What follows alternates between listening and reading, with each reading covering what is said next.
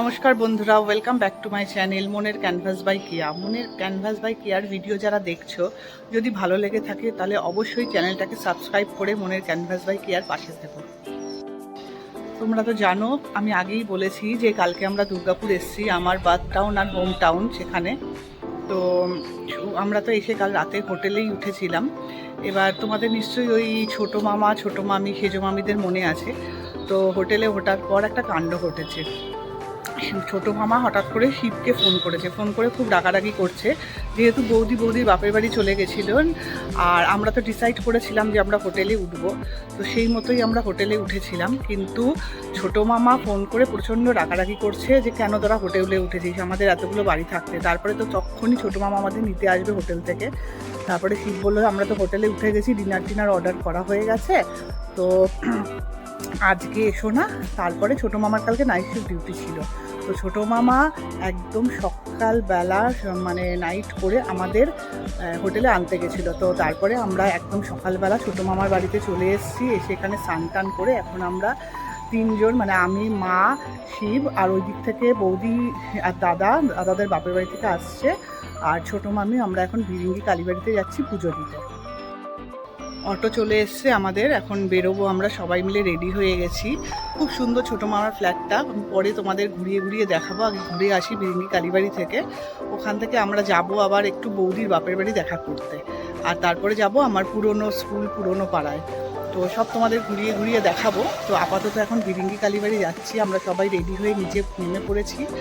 আর আমার বৌদির এখানে একটা চেনাশোনা টোটো আছে, তো সেই টোটোটা পাঠিয়ে দিয়েছে, তো সেই টোটো করেই এখন আমরা যাব ভিরিঙ্গি কালীবাড়ি।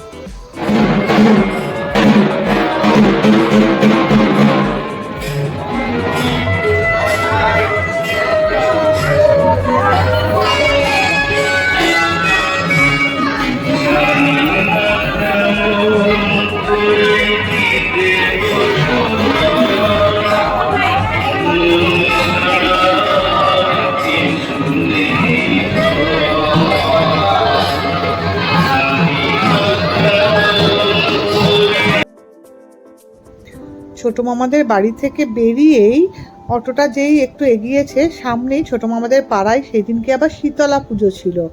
তো ছোটো মামি তখন বলল যে চলো তাহলে শীতলা পুজো হচ্ছে যখন আমরা একটু ঘুরে যাই। এখানে নাকি ছোটো মামিদের পাড়ায় এই জায়গাটায় শীতলা পুজো নাকি প্রতি বছর হয়। আমাদের পাড়াতেও হয় শীতলা পুজো, কিন্তু আমার কখনোই যাওয়া হয় না। এত কাছ থেকে মানে শীতলা পুজো আমার পাড়াতেও হয়, কিন্তু আমি কখনো দেখিনি। মা যায়, বাট আমার যেহেতু অফিস থাকে বলে আমার কখনো যাওয়া হয়নি। তো তখন আমি বললাম ঠিক আছে চলো তাহলে গিয়ে একটু দেখি শীতলা পুজোটা। তো ওই জন্য আমরা আবার অটো থেকে নেমে পড়লাম, আমি আর ছোটো মামি নেমেছিলাম, মা এত নামতে পারে না। তো নেমে আবার যেখানে শীতলা পুজো হচ্ছিল ওখানে গেলাম। তো গিয়ে তো দারুণ লাগছিল, দেখো সবাই কি সুন্দর মানে সেই ফুলও মাথায় করে পুজো দিতে যাচ্ছিল।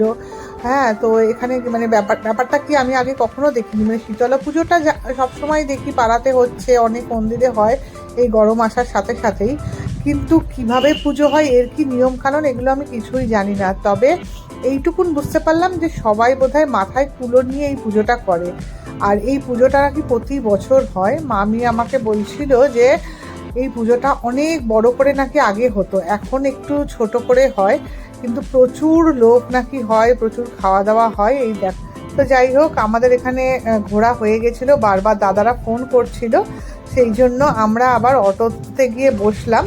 তো দেখতে একটুখানি মামিদের বাড়ি থেকে এই দেখো ভিরিঙ্গি কালীবাড়ি চলেও এসেছিলাম। কত বছর পর আসলাম এই ভিরিঙ্গি কালীবাড়িতে, মানে বাইরে থেকে দেখেই মনটা আনন্দে ভরে গেছে। কত বছর পর মায়ের সাথে দেখা হবে। ভেতরে ঢুকতে গিয়ে তো আমি পুরো অবাক হয়ে গেলাম, সব কিছু চেঞ্জ হয়ে গেছে, একদম চেঞ্জ। সামনেটা আমি দেখছি, আমি তো চিনতেই পারছি না। আমি মামিকে জিজ্ঞাসা করছি, মামি বলছে হ্যাঁ অনেক কিছু আগের থেকে সব চেঞ্জ হয়ে গেছে। তো আমি আবার একটু ঘুরে দেখছিলাম কোথা থেকে এই যে মা আসছে, কোথা থেকে পুজোটা কিনবো সেটাই ভাবছিলাম। তো মামি বলল চলো, ভেতরেও প্রচুর দোকান আছে, আবার বাইরেও নাকি প্রচুর দোকান আছে। তো মামি আর মা বলছে যে চল বাইরের দোকান থেকে তাহলে তোরা একটু পুজো কিনে নিয়ে আয়, তাহলে পুজোটা তো দেবই।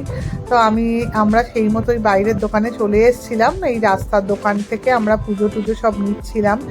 আমি শিব আর মামি নিয়ে ভেতরে আস্তে আস্তে ঢুকলাম, দেখতে থাকলাম দাদারা এসেছে কিনা। তো তখনও পর্যন্ত দাদারা আসেনি। হরে কৃষ্ণ কৃষ্ণ হরে হরে হরে রাম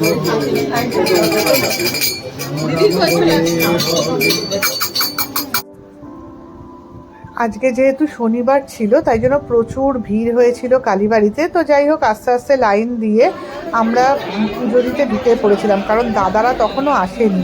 তো অনেক ভিড় ছিল বলে মামি বললো তোমরা আগে পুজো দিয়ে নাও, যদি ওরা এর মধ্যে চলে আসে তাহলে ওরাও এই লাইনেই পুজো দিয়ে নিতে পারবে। কত বছর পর মায়ের দর্শন পেলাম। লোকে বলে এই ভিরিঙ্গি কালীবাড়ির মা নাকি না ডাকলে তার দর্শন পাওয়া যায় না। সত্যি তাই, মনটা না এত আনন্দে ভরে গেল, মানে এত খুশি লাগছে কি বলবো। পুজো দেওয়া হয়ে গেছিলো আমাদের, আমরা বাইরে বেরিয়ে একটু ওই ধূপকাঠি জ্বালাচ্ছিলাম আমি আর মামি। তো দাদারা তখনও পর্যন্ত আসেনি, তাই জন্য মামি আবার বলছে যে আমি তাহলে আরেকবার লাইনে দাঁড়িয়ে যাই, ওরা আসলে তাহলে পুজোটা চট করে দিয়ে নিতে পারবো। তো সেই মতোই মামি চলে গেল লাইনে, আর আমি এখানে ধূপকাঠি ধরাচ্ছিলাম। অনেক বছর পর এখানে আসছিলাম। এই জায়গাটায় জানো তো বলি হয়, এই যে সামনে দেখলে তো বলির জায়গাটা, এখানে কিন্তু একটা সময় প্রচুর বলি হতো। এখন হয় কিনা আমি ঠিক জানি না, তবে মনে হয় আমার দেখে মনে হলো যে এখনও এখানে বলি হয়। তো আমার পুজো দেওয়া হয়ে গেছিলো দেখে আমি আরেকটুখানি ভালো করে প্রণাম করে ওখান থেকে বেরোচ্ছিলাম। আর এদিকে মামি লাইনে দাঁড়িয়েছিল যে কখন দাদারা আসবে, যদি দাদারা চলে আসে তাহলে দাদারা এই লাইনেই দাঁড়িয়ে যেতে পারবে। তো আমার যেহেতু পুজো দেওয়া হয়ে গেছিলো সেই জন্য আমি মা একটু মন্দিরটা ঘুরে ঘুরে দেখছিলাম। এখানে অনেক এই যে ছোট ছোট মন্দিরগুলো দেখছো, এগুলো কিন্তু আগে ছিল না। এটা একটা হনুমান মন্দির, পাশে হচ্ছে যে যিনি এই মন্দিরের প্রতিষ্ঠাতা তার একটা মূর্তি রাখা রয়েছে। এই দেখো, ইনি হচ্ছেন এই ভিরিঙ্গি কালীবাড়ির প্রতিষ্ঠাতা। তো ওনার একটা মূর্তি রাখা রয়েছে। এইটা আগে ছিল কিন্তু এত সুন্দরভাবে ছিল না। আর এই দেখো, এটা হচ্ছে পুরো মন্দিরটার অনেক সংস্করণ করা হয়েছে, দেখেই বুঝতে পারছি। আমি অনেক ছোটোবেলায় আসতাম, কিন্তু তাও মনে আছে আমার এখনও। এতটাও সুন্দরভাবে ছিল না, এখন চারিদিকটা সুন্দর করে গুছিয়ে করা হয়েছে। আর এদিকে দেখতে দেখতে দাদারাও এসে গেছিলো। তো দাদাদের ওই জন্য মামি যে লাইনে দাঁড়িয়েছিল, শিব বলছে যে সেই লাইনে গিয়ে দাঁড়াও, তাহলে পুজোটা তাড়াতাড়ি দিয়ে দিতে পারবে। তো এই যে মামিদের এখানে লাইনে চলে এসেছিলো বৌদিরা পুজো দেওয়ার জন্য। আর আমরা ততক্ষণে বললাম যে আরও যে মন্দির আছে, এই যে সামনেই শিবের মন্দির, বাকি যে মন্দিরগুলো আছে সেগুলো একটু শিবকে ঘুরিয়ে ঘুরিয়ে দেখাই। আমি আর মা সেই মতোই সমস্ত বাকি মন্দিরগুলো ঘুরে ঘুরে দেখছিলাম। এখানে হনুমান মন্দির হয়েছে। তো এই হনুমান মন্দির আগে ছিল না, এগুলো সব নতুন হয়েছে। নতুন বলতে মামি বলছে তাও 15 বছর তো হবেই, হয়ে গেছে। আর এই এখন আমরা যাচ্ছি শিব মন্দিরের দিকে, বাকি মন্দিরগুলো দেখতে দেখতে। শিবকে বললাম যে তুমিও এসো, তাহলে শিব মন্দিরটা দেখে নেবে। তো এমনিতেই শিব মানে খুব ভক্ত আর কি, শিব ঠাকুরের শিব খুব ভক্ত। তো সেই জন্য শিব বললো চলো তাহলে শিব মন্দিরটা দেখি। তো শিব মন্দিরের ভেতরেও পুরোহিত মশাই ছিলেন।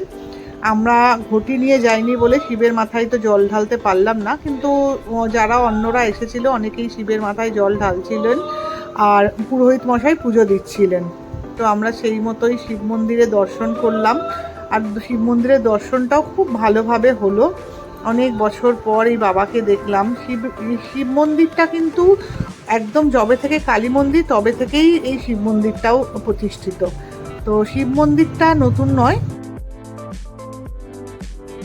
বাড়িতে এসে পুজো দেওয়া হয়ে গেছে, দাদারাও এসে গেছিলো, ওরাদেরও পুজো দেওয়া হয়ে গেছে। এত বছর, প্রায় 20-25 বছর পর এই কালীবাড়িতে আমি পুজো দিলাম। আগে আমাকে মা প্রায়ই এই কালীবাড়িতে নিয়ে আসতো, যদি কখনো মানে ভুলভাল স্বপ্ন দেখতাম তখন ঝাড়াতে। তো এত আনন্দ হচ্ছে, শিবকে নিয়ে আসলাম প্রথমবার এই কালীবাড়িতে। শিবও খুশি, আমি তো মানে ভীষণ খুশি এটা। এরপরে আবার আরেকটা আমরা যেখানে থাকতাম তার পাশেই একটা কালীবাড়ি আছে, মহিষকাপুর কালীবাড়ি, ওখানে যাব। তো ওখানে আসলে আমার মানে মা মানে ট্রাস্টির মতোই ছিল আমার বাবা মারা।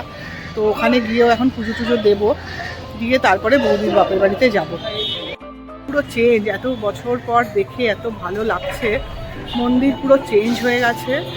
আর সবাই মিলে একসাথে পুজো দিতে আসলাম, ভালো লাগছে খুব। এত ভিড়, আজকে শনিবার দিন পুজো দিতে পারলাম, এটার জন্যও খুব ভালো লাগছে। ভাবিনি, মা মনে হয় টেনেছে বলেই আসতে পেরেছি, নাহলে হয়তো আসতেই পারতাম না। পুরো মন্দিরটা তোমাদের দেখাই, যারা কলকাতায় থাকো না বা কলকাতার থেকে দূরে থাকো তাদের একবার মন্দিরটা দেখাই।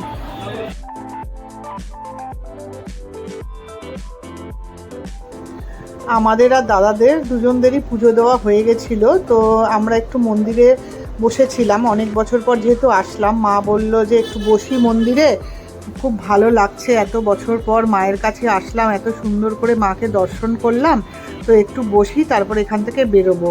তো এই মন্দিরের পাশে না আগে একটা শ্মশান ছিল। অ্যাকচুয়ালি এই যে মন্দিরটা দেখলে, এই যে মা, এটা কিন্তু শ্মশান কালী।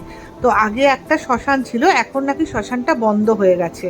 তো সেই মতোই আমি আবার দেখতে গেছিলাম যে শ্মশানটা কোথায় আছে। তো মামি বলল যে শ্মশানটা বন্ধ হয়ে গেছে।